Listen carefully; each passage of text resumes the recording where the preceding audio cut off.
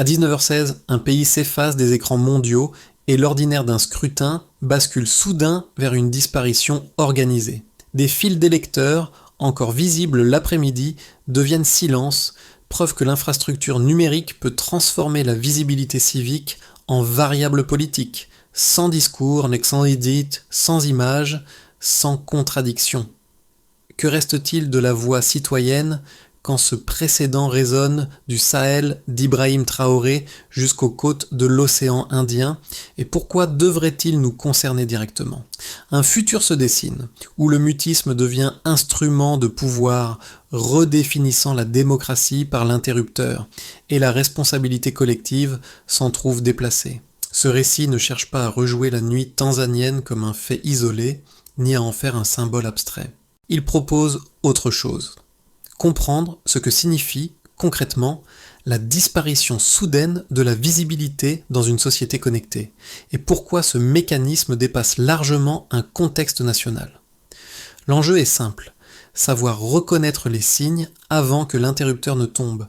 À travers des scènes ordinaires, des chiffres volontairement limités et des comparaisons régionales prudentes, le texte met en lumière une mutation discrète du pouvoir politique, gouverné non plus par le récit, mais par l'interruption.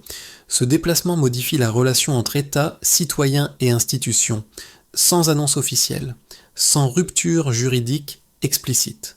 L'intérêt pour le lecteur n'est ni moral, ni idéologique. Il est opérationnel. Comprendre comment une coupure agit permet d'anticiper ses effets sur la sécurité personnelle, l'économie quotidienne, la circulation de l'information et la confiance collective. En filigrane, une question traverse tout le développement. À partir de quel seuil le calme imposé cesse-t-il d'être stabilité pour devenir effacement civique durable ?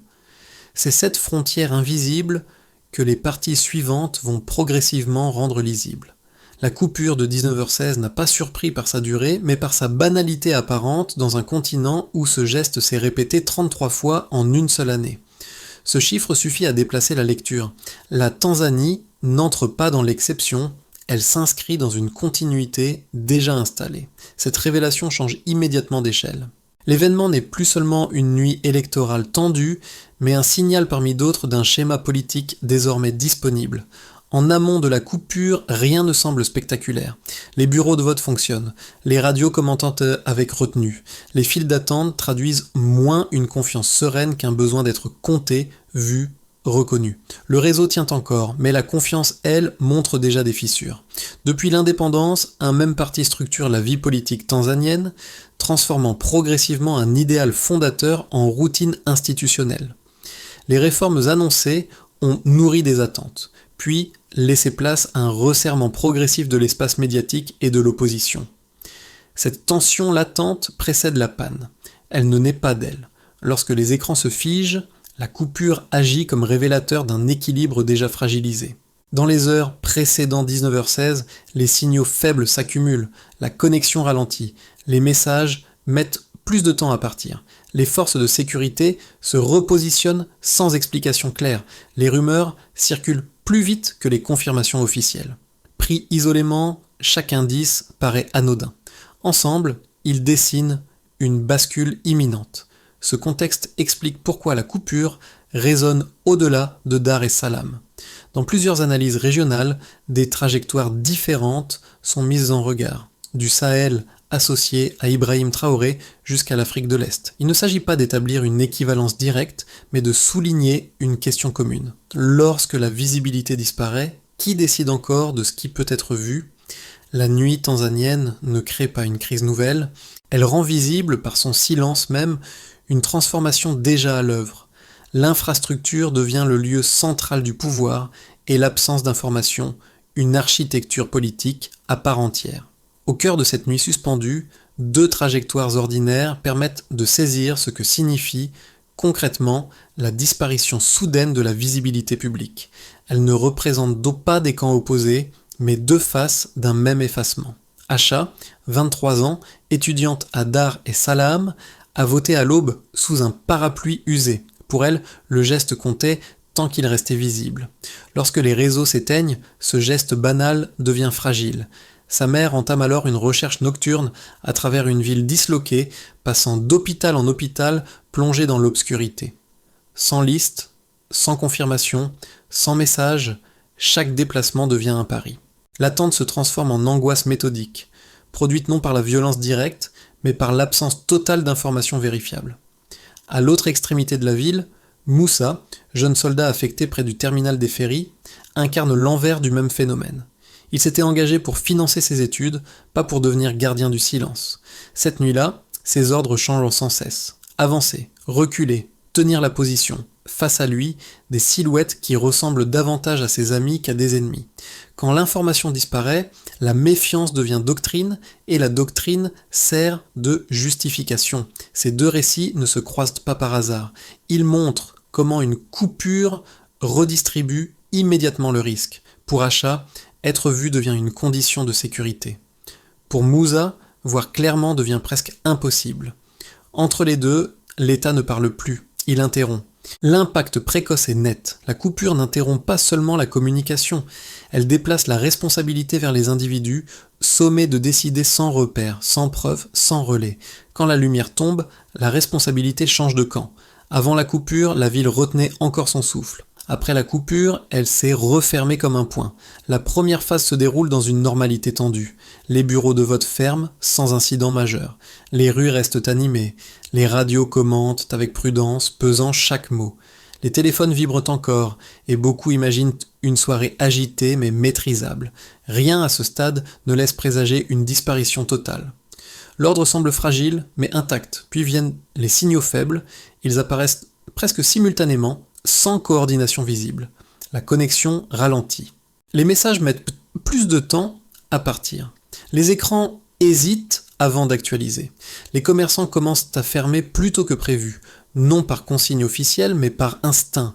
Les forces de sécurité se repositionnent par points discontinus, sans annonce publique claire. Pris isolément, ces éléments ne déclenchent pas l'alarme. Pris ensemble, ils indiquent qu'un seuil est en train d'être approché. La deuxième phase s'accélère en quelques minutes. Des affrontements sont signalés en périphérie, un couvre-feu est évoqué sans être confirmé, les radios s'interrompent au milieu d'une phrase, les explications changent, surcharge du réseau, panne locale, incident technique, l'incertitude progresse plus vite que l'information officielle. Les habitants apprennent à lire les gestes plutôt que les annonces. La peur ne vient pas d'un message, mais de son absence. À mesure que la soirée avance, la ville se vide, les cafés se taisent, les portes se verrouillent, les marchés s'éteignent, les lampadaires clignotent dans certains quartiers, les camions militaires apparaissent sans narration pour les accompagner. Les ordres circulent mal, parfois se contredisent, tenir, reculer, avancer. L'autorité tente de se recomposer en temps réel, mais sans relais informationnel, chaque décision semble isolée. À 19h16, la bascule devient totale. Internet s'éteint complètement. Les derniers messages visibles disparaissent aussitôt. L'écran mondial se fige sur la Tanzanie. Ce qui reste, ce sont des villes silencieuses et des décisions prises hors champ. La coupure ne crée pas le chaos, elle le rend invisible. Les événements continuent, mais sans témoins extérieurs, sans preuves partageables, sans possibilité de vérification immédiate. Dans les heures qui suivent, la troisième phase s'installe, celle du mutisme organisé. Les déplacements deviennent rares, les hôpitaux fonctionnent sans coordination numérique. Les familles cherchent des proches sans liste ni confirmation. Les rumeurs circulent par fragments, impossibles à recouper. La ville devient un labyrinthe sans carte.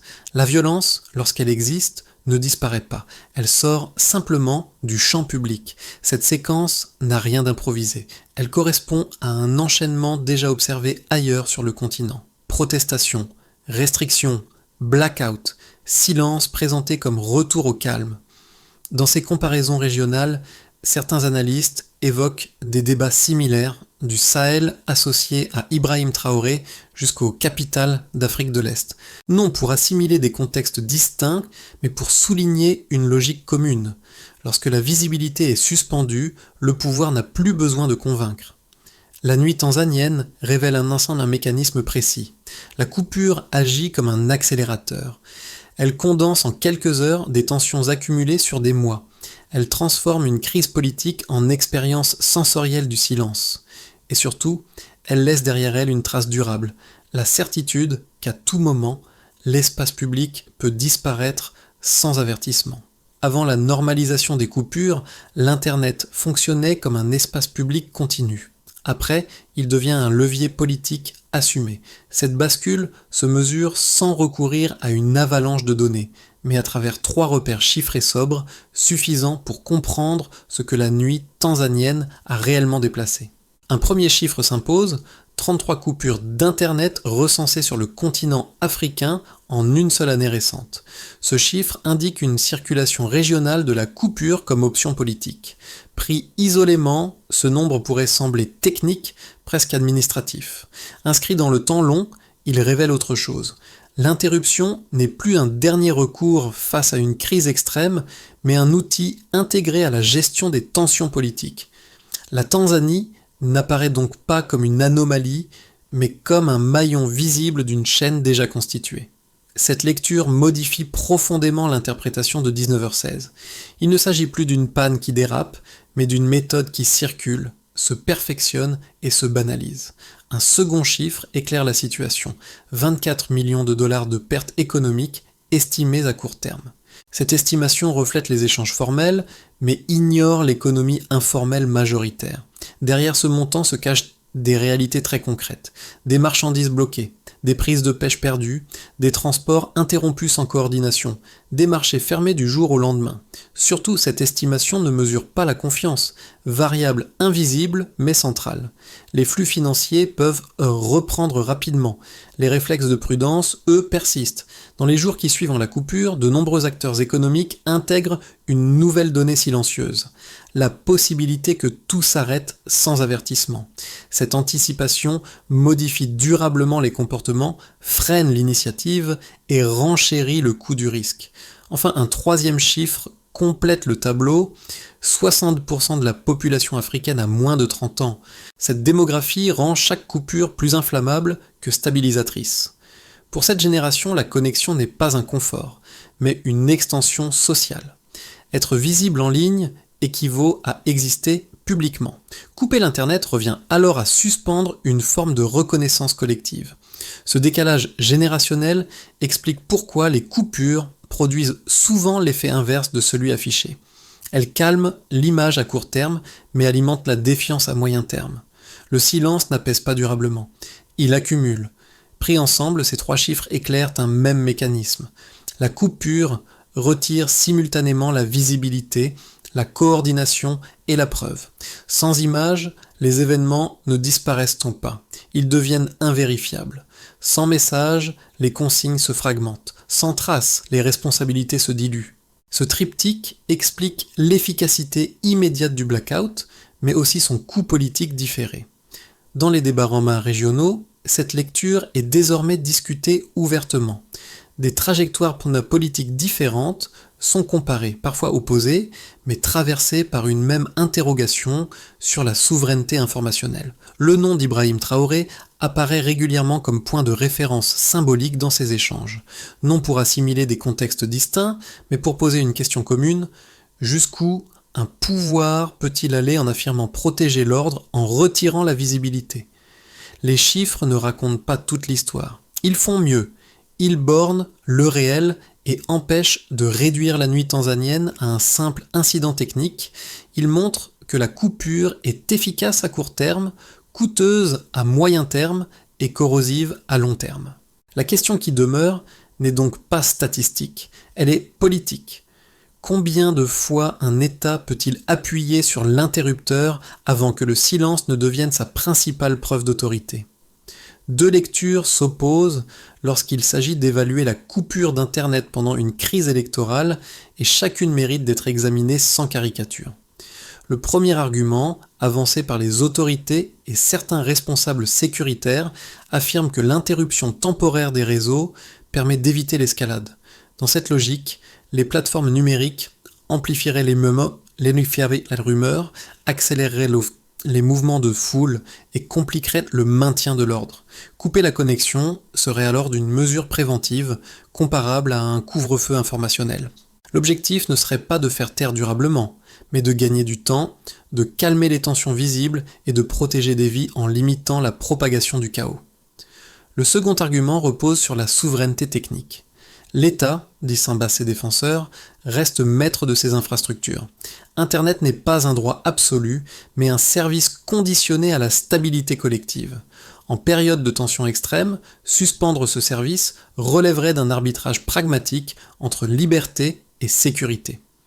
Selon cette lecture, la priorité n'est pas la transparence immédiate, mais le rétablissement ultérieur de l'ordre, quitte à accepter une opacité transitoire présentée comme un moindre mal. Ces deux raisonnements ne sont pas absurdes. Internet peut effectivement accélérer des dynamiques incontrôlées. Les fausses informations circulent plus vite que les démentis. Des images sorties de leur contexte peuvent enflammer des situations déjà fragiles.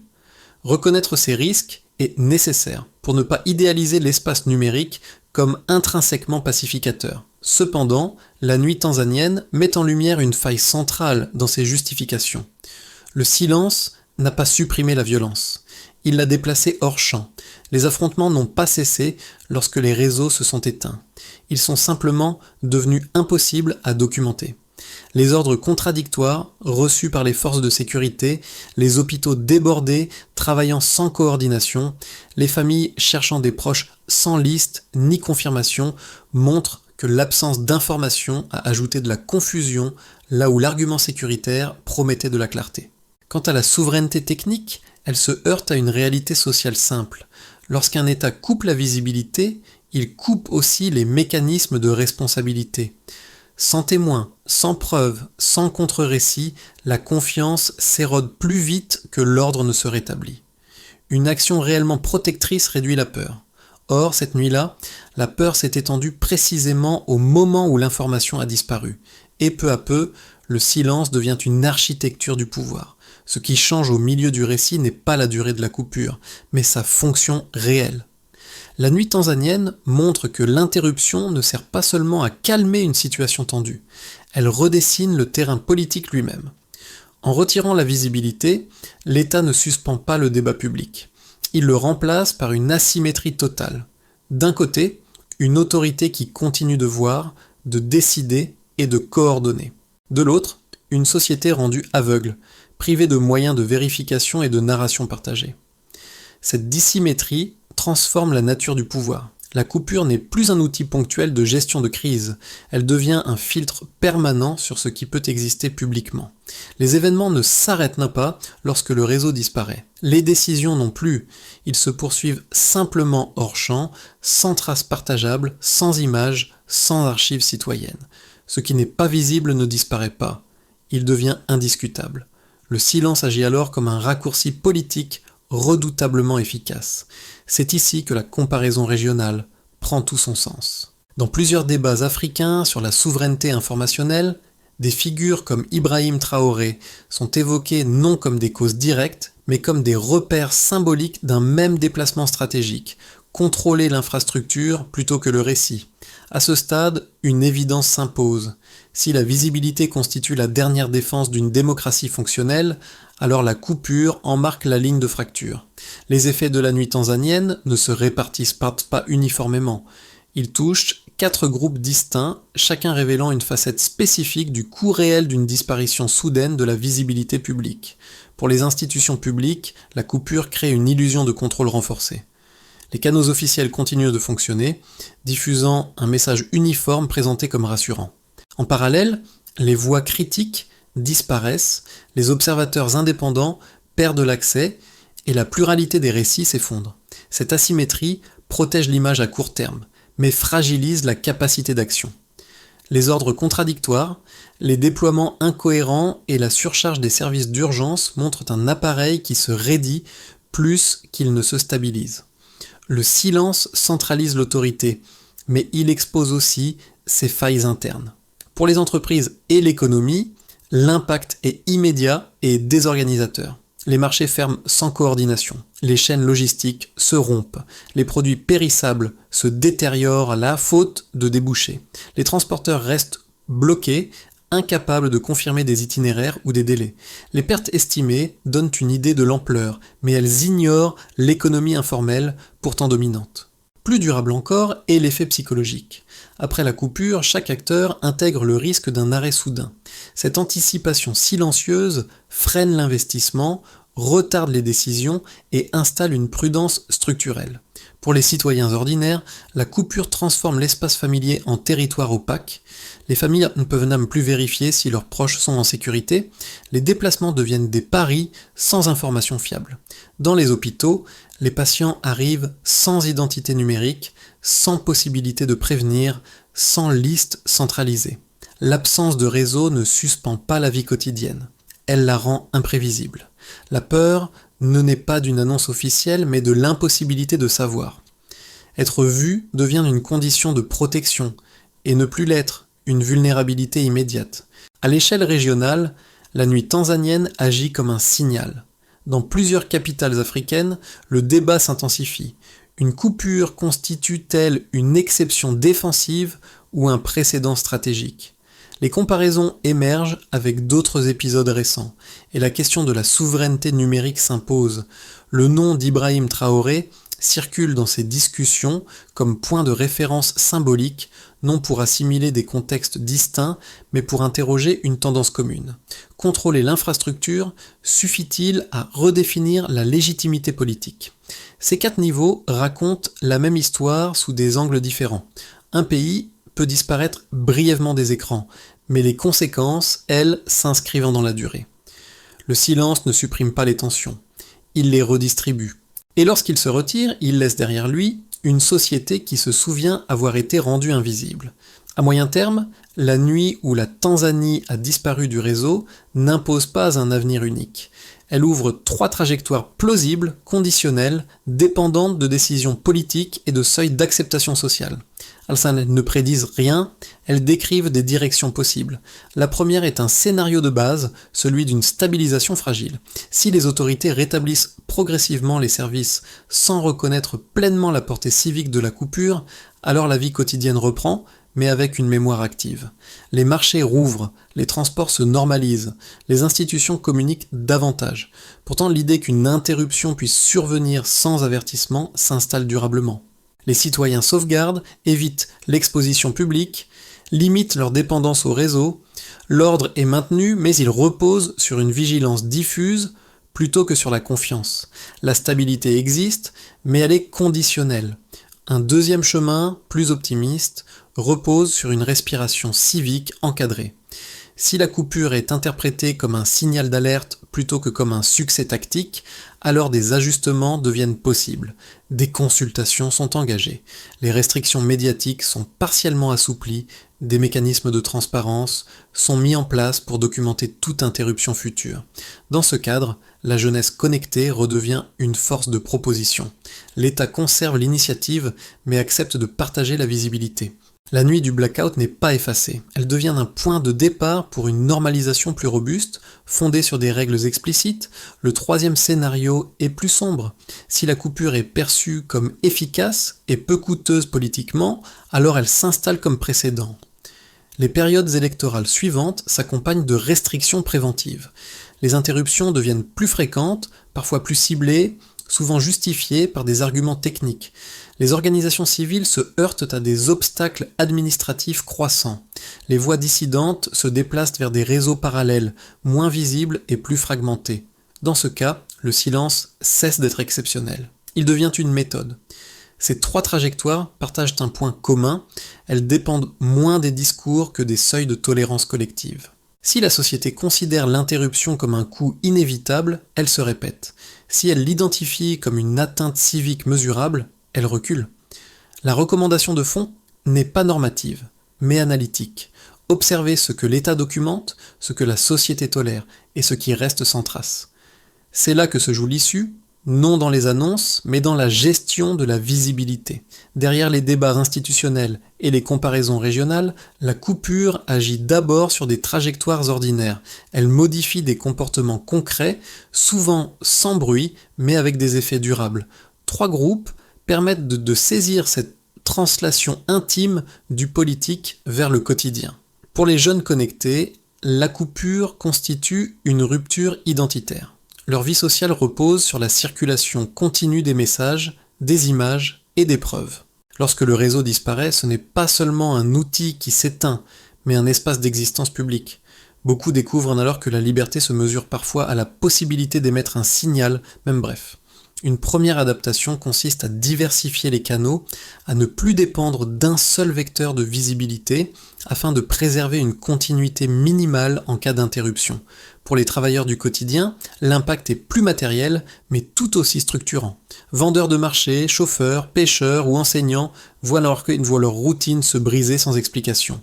Les trajets deviennent incertains, les transactions impossibles à confirmer, les revenus suspendus. Le silence n'est pas idéologique. Il est économique. Une réponse pragmatique consiste à renforcer des relais locaux, des accords hors ligne et des circuits de confiance capables d'absorber une dégradation temporaire du réseau. Pour celles et ceux qui soignent, protègent ou accompagnent, la coupure révèle une surcharge invisible. Médecins, infirmières, volontaires et conducteurs de nuit doivent compenser l'absence d'information par des décisions improvisées. Sans coordination, chaque geste coûte plus d'énergie, chaque erreur pèse davantage. Renforcer des protocoles de communication de crise, indépendants du réseau général, devient alors une nécessité opérationnelle plutôt qu'une option. Ces expériences convergent vers une même leçon. Le silence ne frappe pas abstraitement. Il fragilise personne par personne, métier par métier. Comprendre cette dimension permet de dépasser le débat théorique et de mesurer ce que signifie réellement vivre dans un espace où la visibilité peut être retirée à tout moment. Sortir durablement d'une nuit où un pays disparaît du réseau ne dépend ni d'un discours rassurant, ni d'un simple retour à la normale. Cela exige une série d'actions coordonnées, pensées pour réduire la vulnérabilité au silence et restaurer la visibilité comme principe civique minimal. Dans un premier temps, il s'agit de rétablir la traçabilité institutionnelle. Les commissions électorales, autorités judiciaires et organes de contrôle doivent documenter publiquement chaque interruption, qu'elle soit technique ou administrative. Cette documentation intervient après le rétablissement complet des services, mais elle conditionne la suite. L'indicateur central n'est pas la rapidité du retour, mais la qualité des traces laissées, chronologie cohérente, rapports accessibles, données vérifiables. Sans traces, aucune responsabilité ne peut être évaluée et la coupure reste politiquement gratuite. Dans un deuxième temps, l'objectif est de reconstruire la continuité du récit public. Rédaction locale, organisations civiles et collectifs citoyens jouent ici un rôle clé. Leur travail consiste à rassembler témoignages, images hors ligne et récits fragmentés dans les jours qui suivent la coupure. L'objectif n'est pas la confrontation immédiate, mais la restitution d'un horizon commun. Là où le blackout a morcelé les perceptions, cette consolidation réintroduit une mémoire partagée. Dans un troisième temps, on cherche à renforcer l'ensemble, créer des filets de communication de secours.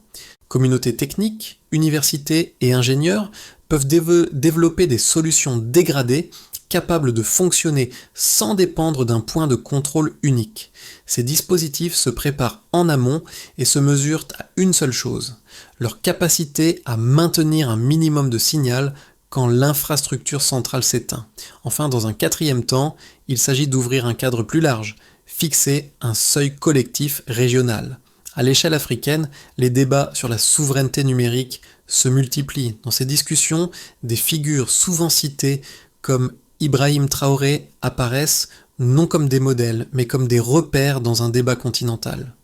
L'enjeu est d'aboutir à des principes communs, reconnaissant toute coupure comme une atteinte civique mesurable sur un horizon de 6 à 12 mois. Ces étapes n'éliminent pas le risque de nouvelles ruptures.